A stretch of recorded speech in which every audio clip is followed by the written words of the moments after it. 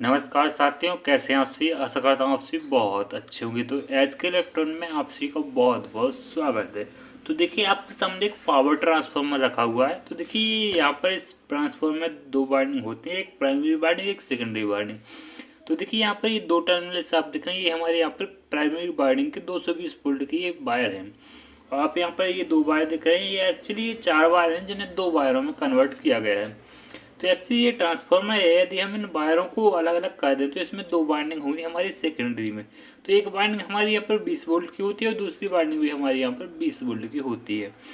तो देखिए इस ट्रांसफार्मर के कुछ यूजेस मैं आपको यहाँ पर बताने वाला हूँ, जिससे आप इससे मल्टीपल वोल्टेज ले सकते हैं। तो कोई भी ट्रांसफार्मर हो, यदि उसमें दो से ज़्यादा वायरिंग की गई है तो आप उससे कितने प्रकार से उस ट्रांसफार्मर को यूज कर सकते हैं, आज की वीडियो में यही बताने वाला हूँ। एक ट्रांसफार्मर का यूज किस प्रकार से किया जाता है, आज की वीडियो में ये सब मैं आपको बताने वाला हूँ। तो चलिए आज की वीडियो को शुरू करते हैं। और अभी तक आपने इस चैनल को सब्सक्राइब नहीं किया तो सब्सक्राइब जरूर कर लीजिएगा।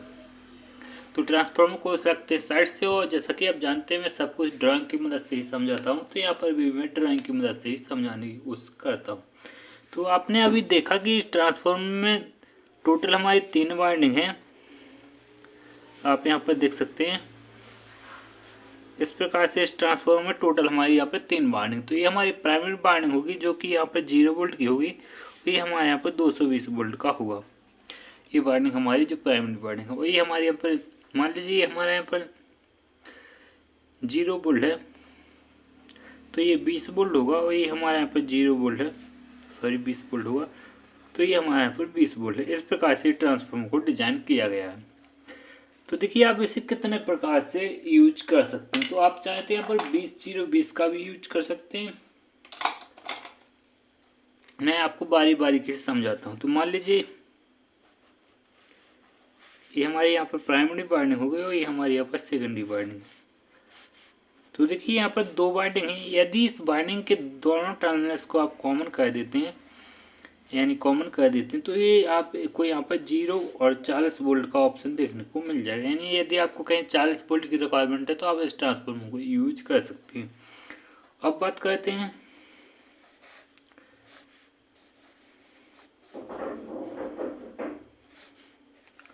और देखिए यदि आप इन दोनों वाइंडिंगों को बीच वाले टर्मिनल्स को कॉमन करते हैं तो आपका ये 0 हो जाएगा। ये आपका यहाँ पर 20 वोल्ट का होगा और ये आपका यहाँ पर 20 वोल्ट का होगा। यानी आप इस ट्रांसफार्मर को 0 यानी 20-0-20 के रूप में भी इसे यूज कर सकते हैं। यानी आपको यहाँ पर 20-0-20 की सप्लाई भी देखने को मिल जाएगी। और यदि आप इस ट्रांसफार्मर से ओनली यानी 20 वोल्ट का ही यूज करना चाहते हैं तो आप इस ट्रांसफार्मर से 20 वोल्ट का भी यूज कर सकते हैं। आप यहाँ पर एक वाइंडिंग को ले लीजिएगा तो आपको यहाँ पर 20 वोल्ट देखने को मिल जाएंगे। लेकिन यदि आप एक वाइंडिंग को नहीं लेना चाहते, दोनों वाइंडिंग को यूज करना चाहते हैं, तो आप इन वाइंडिंगों को पैरेलल भी कर सकते हैं। तो देखिए मान लीजिए आपको 20 वोल्ट की ही रिक्वायरमेंट है तो आप एक वाइंडिंग को यहाँ पर ले लीजिएगा, तो आपको यहाँ पर 20 वोल्ट मिल जाएंगे और आप इस एक वाइंडिंग को यहाँ पर खाली छोड़ दीजिएगा, नो डाउट, नो प्रॉब्लम। लेकिन यदि आपको यहाँ पर एम्पियर की रिक्वायरमेंट थोड़ी ज़्यादा है तो आप इन दोनों वाइंडिंगों को यहाँ पर पैरेलल कर सकते हैं। तो किस प्रकार से कर सकते हैं मैं आपको यहाँ पर बताता हूँ।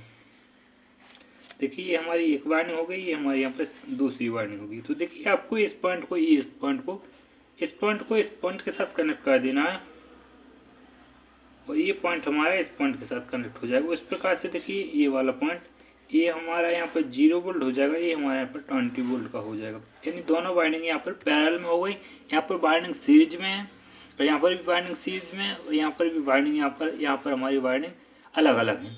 तो यहाँ पर ये पैरेलल कनेक्शन, तो आपको वोल्टेज तो यहाँ पर 20 वोल्ट देखने को मिलेगा, लेकिन इसका एम्पियर यहाँ पर आपका इंक्रीज हो जाएगा।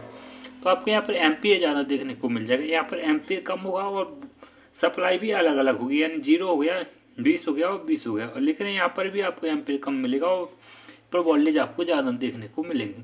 तो आप एक ट्रांसफार्मर का यूज इतने प्रकार से कर सकते हैं। तो आशा करता हूँ आपको ये वीडियो पसंद आया, तो इस वीडियो को लाइक दें, चैनल को सब्सक्राइब जरूर कर लीजिएगा।